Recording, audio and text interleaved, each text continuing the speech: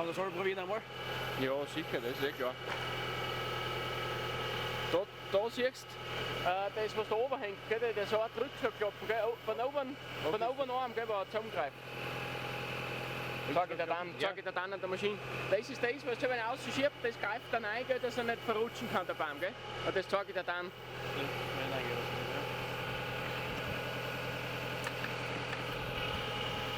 Die Sau geht halt langsam, gell, das merkst du. Ja, Also da hat er zuerst auch noch nicht Vollgas gegeben, gell? Nein, es ist schon schneller. Ja, schon, ja.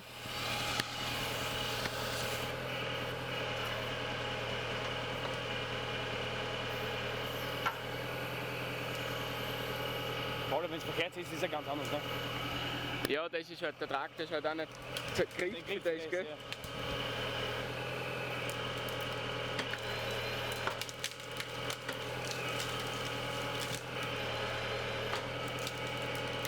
Mir taugt es mit der Sache, mit den Kettenschwert, das taugt mir deswegen gut, weil du mehr nehmen kannst, ne? Mit dem Zwick kannst du nur bis 25 nehmen, ne? Ja, sicher.